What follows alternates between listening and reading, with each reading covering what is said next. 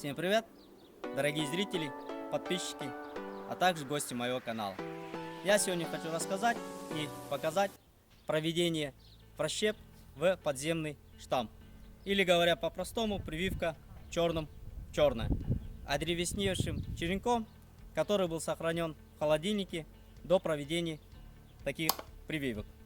Такие прививки проводятся в окончании стадии активного клатча.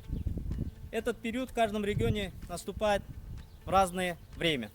Так, в Крымском регионе, в зависимости от года, такое время наступает в конце третьей декады апреля или в первой декаде мая. Успех прививки зависит от внутренних, так и от внешних факторов. Внутренним фактором относится такое понятие, как запас питательных веществ в прививаемых компонентах, также увлажненность подземного штампа, также запас влаги в привойном черенке. И еще есть такое понятие, как аффинитет. Аффинитет на сегодняшний день так и до конца не изучен. И он подбирается методом проб и ошибок, экспериментальным путем.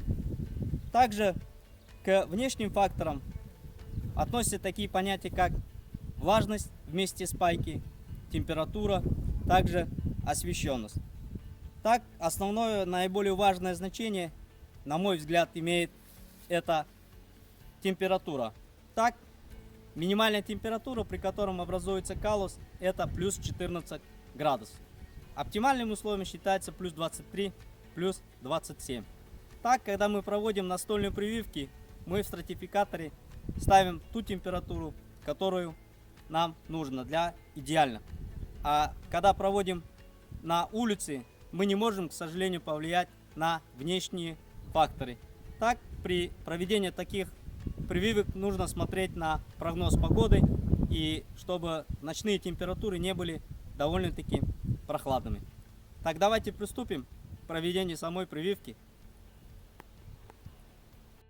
Для проведения самой прививки нам нужна емкость, в данном случае пол-литровая баночка с обычной водой, ножик, прививочный ножик, секатор, стрейч-пленка, веревка и сами черенки привоя.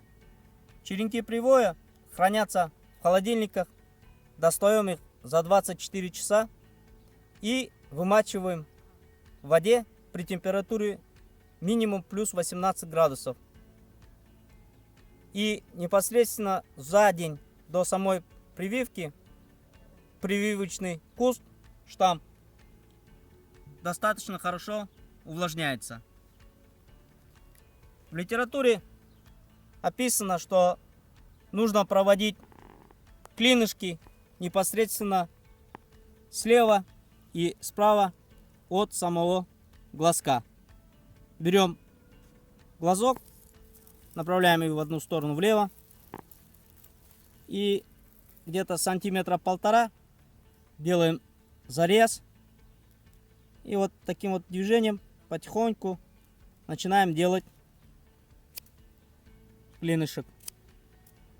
В этом деле главное не торопиться. С одного раза не получается сделать клин. Самое главное, чтобы был плавный клин. Так, вымачиваем, мочим палец, перекладываем. И с другой стороны, таким вот образом, начинаем делать зарез с другой стороны. И вот потихоньку вот так вот строгаем, стараемся вывести на нет.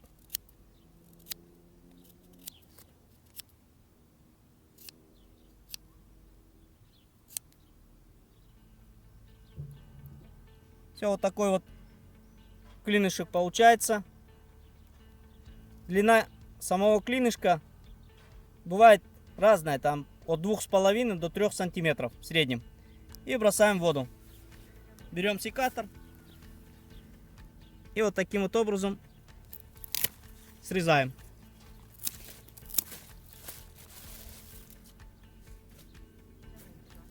Берем другой ножик, очищаем от коры и смотрим, чтобы место было более-менее ровное, без сучков. В данном случае нам подходит вот эта сторона. И вот таким вот образом, покачивающими движениями, постепенно, без фанатизма, плавненько надавливая, начинаем делать срез. Все, срез готов.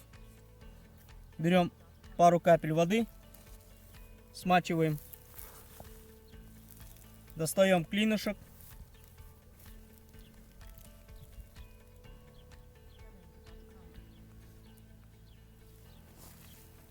И совмещаем камбиальные слоя. Для тех, кто не знает, что такое камбиальные слоя, я отдельно рядом выложу фотографии. Если не получилось с первого раза, поправляем немножко.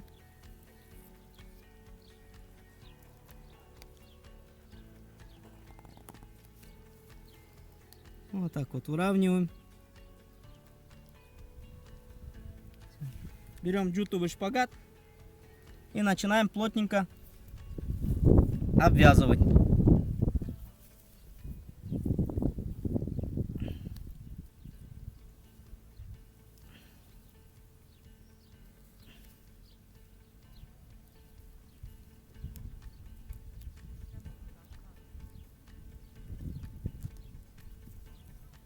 Так вот, подтягиваем. Все, на данном этапе можно немножко подстучать. Так, смотрим, чтобы с места не сошло. И вот так вот ровно. Берем стрейч-пленку.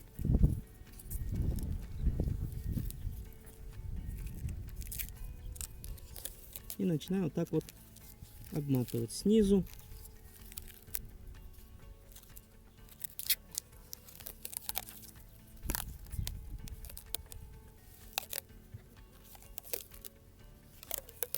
Вот таким вот образом обматываем.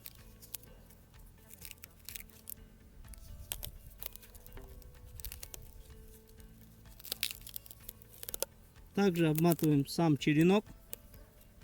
Таким вот образом проходим глазок. Обматываем вверх. Я видел, многие делают прививки, саму верхнюю часть не обматывают.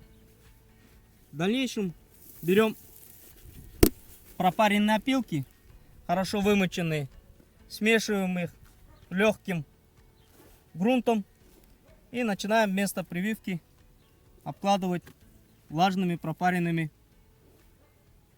опилками.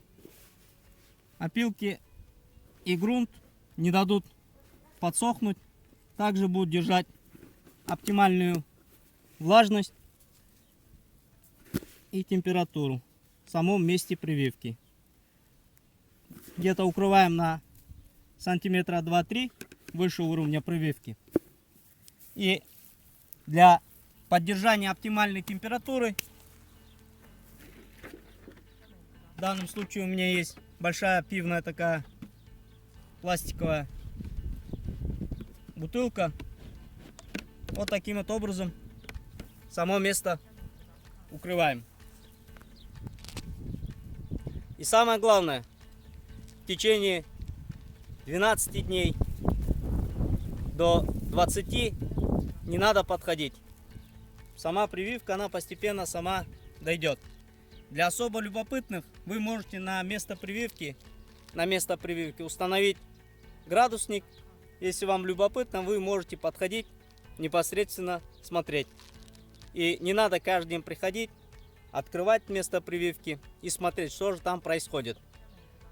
Из моего личного опыта, в течение 20 дней черенки проклевываются и глазки постепенно начинают ходить.